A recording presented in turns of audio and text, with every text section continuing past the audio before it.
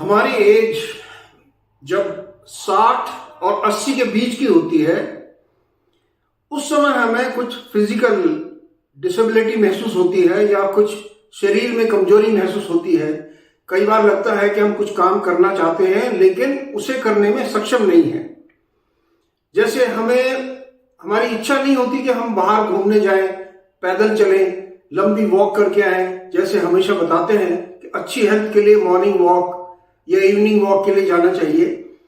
तो स्पेशली एक एज के बाद ऐसी इच्छा अंदर से कम होने लगती है क्योंकि वो एग्जर्ट नहीं करना चाहते।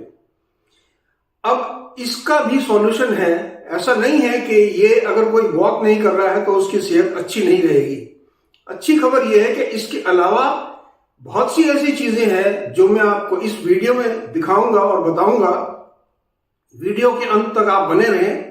और खास तौर से जो लास्ट की 2 चीजें मैं बताने जा रहा हूं वो इतने इंपॉर्टेंट हैं कि वो आपको जो एज रेस्ट्रिक्शंस की वजह से हम मूवमेंट नहीं कर पाते, सपोज बिस्तर से ही उठना है तो हमें किसी के सहारे की जरूरत पड़ती है या बहुत मुश्किल से उठ पाते हैं, या सडनली चेयर से उठ करके हमें चलना हो तो कष्ट होता है। कई बार हाथ पैर घुटनों पर हाथ रख के उठना पड़ता है, या चेयर का सहारा भी लेने लगे, चेयर एक साइड में पलट जाए, चोट लगने का डर रहता है, या कई बार बाथरूम में ऐसा होता है कि हम गिर जाते हैं।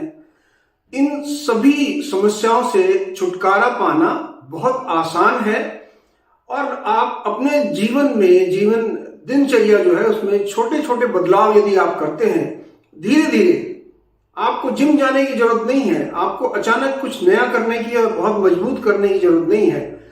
छोटा सा बदलाव आपके जीवन को, जो लंबी उम्र है उसको सुखी और उम्र को बहुत ही अच्छी बना देगा। आप खुश रहेंगे।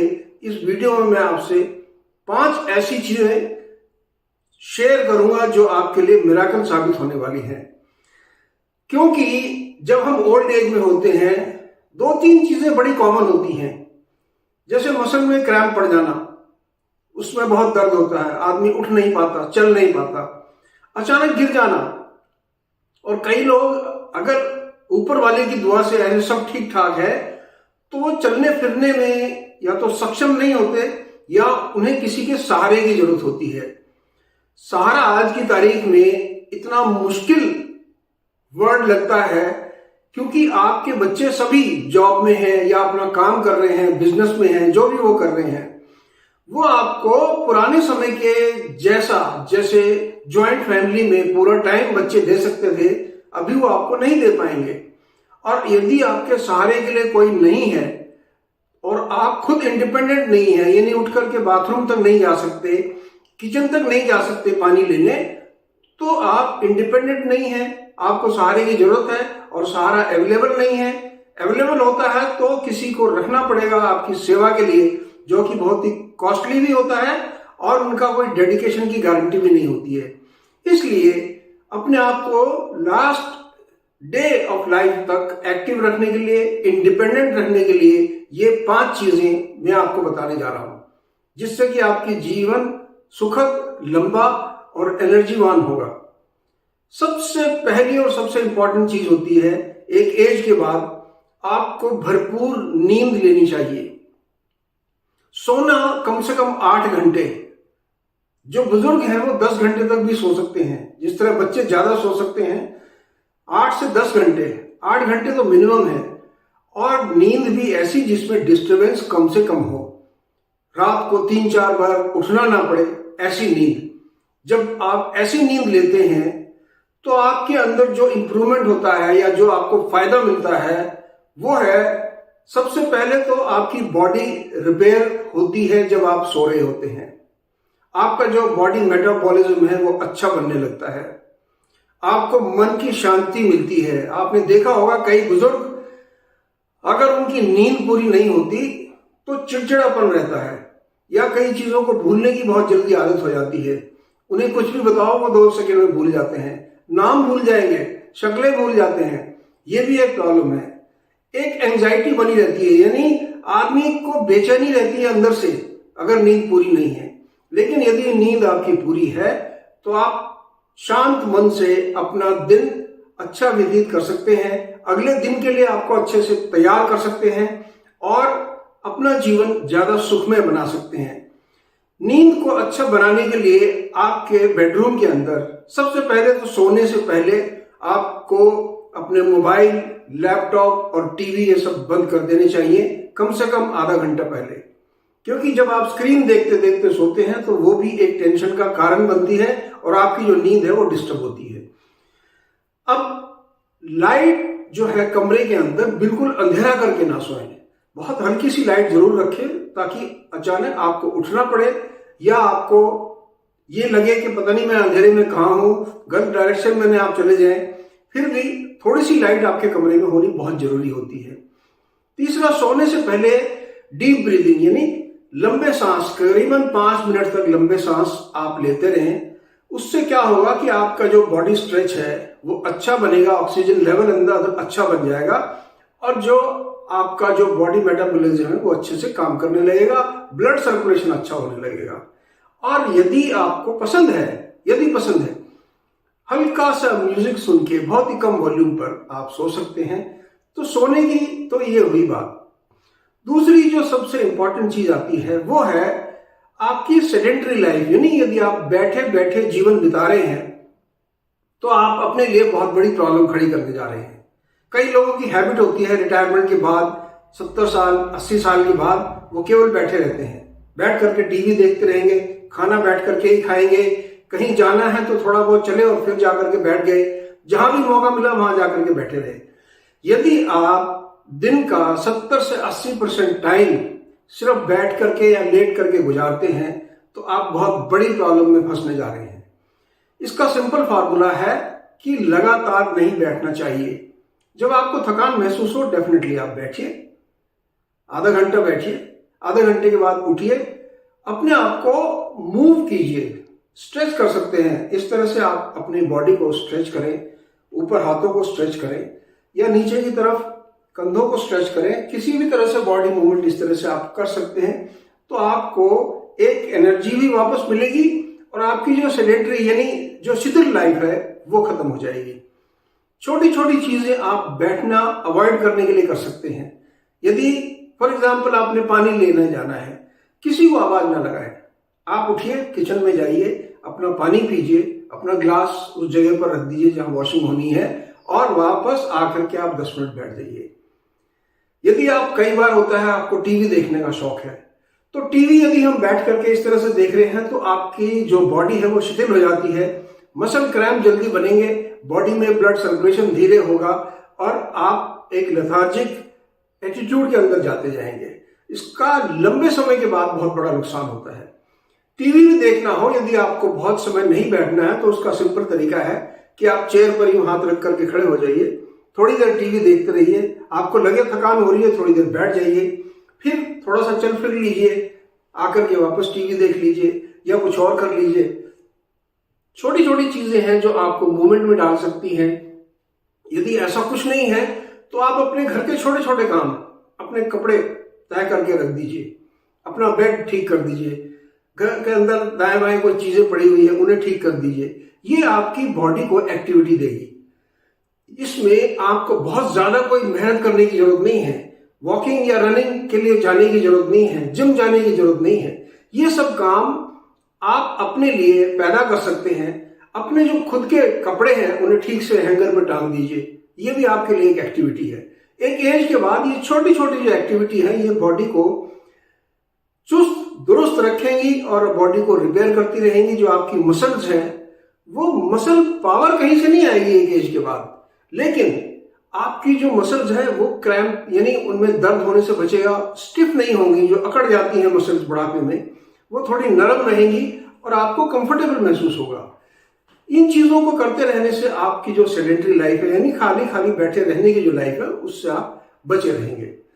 तीसरा जो इंपॉर्टेंट फैक्टर आता है वो है धूप लेना, क्योंकि विटामिन डी एक एज के बाद 70-80 साल के आसपास जाकर के आपकी बॉडी के अंदर जो विटामिन डी पैदा होती है, जो आपकी बोन्स को मजबूत करती है, उसकी कमी होने लगती है। इसीलिए बहुत से बुजुर्ग में आप देखा होगा कि जरा सा झटका लगा उनकी कोई हड्डी टूट जाएगी, थोड़ा सा वो गिर गए बैकबोन में फ्रैक्चर आ गया या हिप जॉइंट में फ्रैक्चर आ गया। ये इसलिए होता है क्योंकि आपकी जो विटामिन डी लेवल है बॉडी के अंदर कम हो गया है। और अगर विटामिन डी लेवल कम है तो वो सिर्फ टेबलेट खाने से पूरा नहीं होगा, आपको नेचुरल विटामिन डी लेना पड़ेगा और जो आपको फ्रीली सूरज की रोशनी में अवेलेबल है।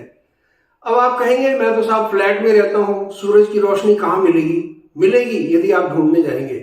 आप यहां से 100 गज 150 गज कोई शॉप है या पार्क है, आप उसमें 10 मिनट के लिए चले जाइए, हल्की वॉक करते हुए वहां जाइए। बेशक आप 100 गज चलने में असमर्थ हैं तो 50 गज चलिए, बैठ जाइए। अगर आप 2 मिनट 3 मिनट धूप में बैठे हैं फिर आगे जाकर के बैठ जाइए, थोड़ी देर पार्क में चले जाइए। यदि आपके पास पॉसिबिलिटी है तो धूप आपकी बालकनी में आती होगी, वहां बैठ जाइए, पोर्च में बैठ जाइए, कहीं पर भी, यानी नेबरहुड में चले जाइए। अगर आपको लगता है सड़क पर 5 मिनट के लिए घूम लीजिए। तो ये जो फ्री की धूप आपको विटामिन डी मिल रही है, इसे लेना मत भूलिए। ये आपके लिए तीसरा सबसे इंपॉर्टेंट फैक्टर है, क्योंकि जैसे ही आप विटामिन डी की पूर्ति करते रहेंगे, आप में बॉडी में लचीलापन भी रहेगा, आप फ्रेश भी महसूस करेंगे और विटामिन डी की कमी भी, और आपको फ्रेश एयर जो है वो आपकी बॉडी में जाती रहेगी। केवल कमरे में बंद होकर के अपनी लाइफ को जीना छोड़ दीजिए। यह आपके लिए तीसरा फैक्टर है। चौथा जो बहुत ही इंपॉर्टेंट फैक्टर मैं आपको बताने जा रहा हूं वो है, जब भी हम कहते हैं हमारी जो बॉडी शिथिल होने लगती है, जिसे कहते हैं ना कि आदमी का जीवन नीचे से ऊपर की तरफ समाप्त होता है, यानी हमारी जो जिसे कहते हैं डेथ हमारी लेग्स में आनी शुरू होती है और ऊपर तक आती है। यदि आपके पैर खराब होने लगे हैं, आपके घुटने दर्द करने लगे हैं, आपको जॉइंट पेन होने लगा है, तो आपको सतर्क होने की जरूरत है। अपने पैरों की एक्सरसाइज करना बहुत जरूरी है। एक तो जैसे मैंने कहा कि कुछ कुछ समय के बाद खड़े रहिए तो आपके पैरों की एक्सरसाइज ऑटोमेटिक हो जाएगी। यदि आपके पास ऑप्शन है तो लिफ्ट का यूज ना करके 1-2 जो फ्लोर है वो सीढ़ी से जाइए आप, उससे भी आपकी लेग मसल्स को थोड़ी एक्सरसाइज मिलेगी। मैं ये नहीं कह रहा हूं कि आप 20 स्टोरी तक लिफ्ट ना यूज करें और सीढ़ी यूज करें। 1-2 अगर फ्लोर आप यूज करेंगे सीढ़ियों का तो आपकी लेग मसल्स को डेफिनेटली छोटा छोटा इंप्रूवमेंट डेली मिलता रहेगा। जब आप बिस्तर पर भी बैठे हैं या आप चेयर पर बैठे हैं, अपनी लेग को यूं स्ट्रेच कर लीजिए। स्ट्रेच करने के बाद जो आगे का पंजा है उसको इस तरह से मूव कीजिए, रोटेशन में मूव कीजिए, दाएं बाएं वापस मूव कीजिए।